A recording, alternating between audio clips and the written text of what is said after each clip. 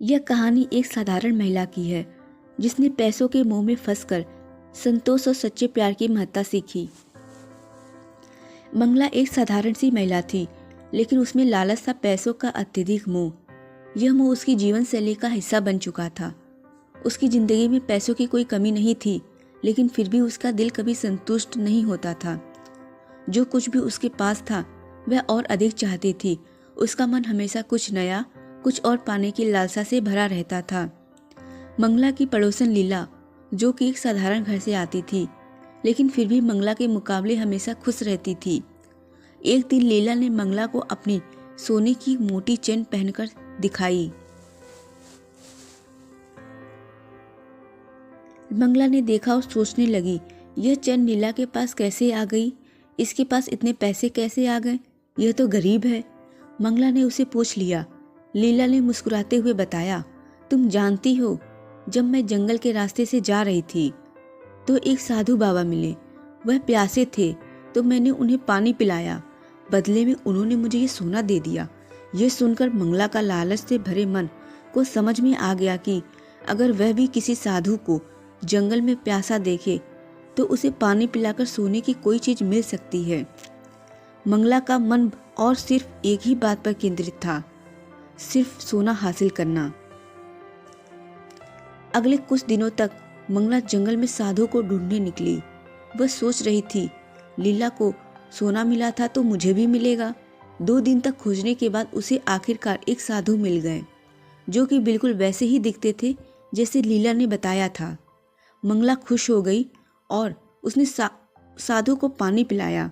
साधु ने मुस्कुराते हुए उसका आभार माना और बदले में मंगला को सोना के बड़े कंगन दे दिए।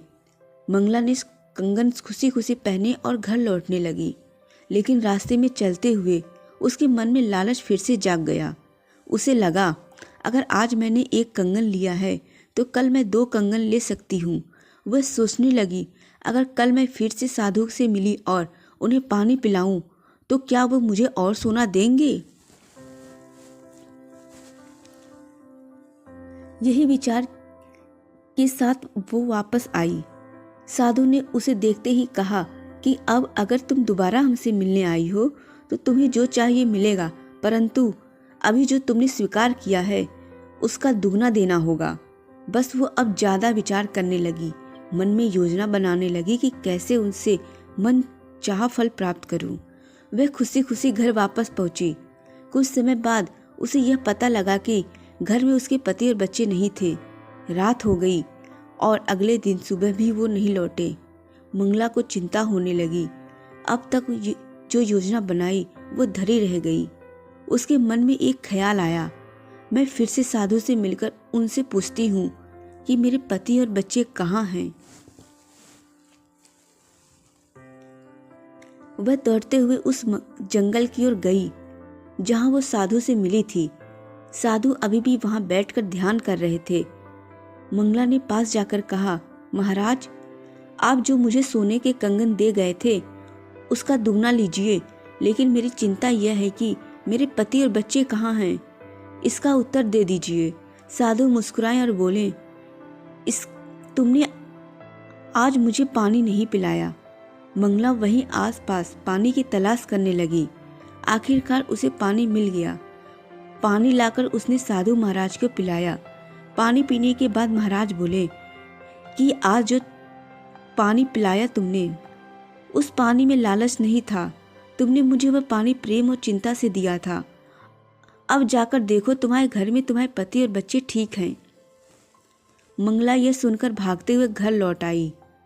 जब वह घर पहुंची तो देखा कि उसके पति और बच्चे वहीं थे।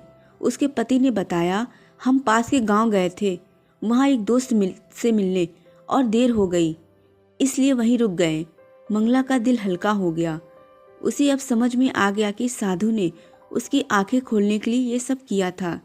अब वह समझ चुकी थी कि लालच की कोई सीमा नहीं होती और सच्ची खुशी प्रेम और संतोष में होती है, ना कि पैसों और संपत्ति में। यह अनुभव मंगला के लिए जीवन का एक अमूल्य पाठ बन गया। उसने अब कभी पैसों के मोह में नहीं फंसने का संकल्प लिया।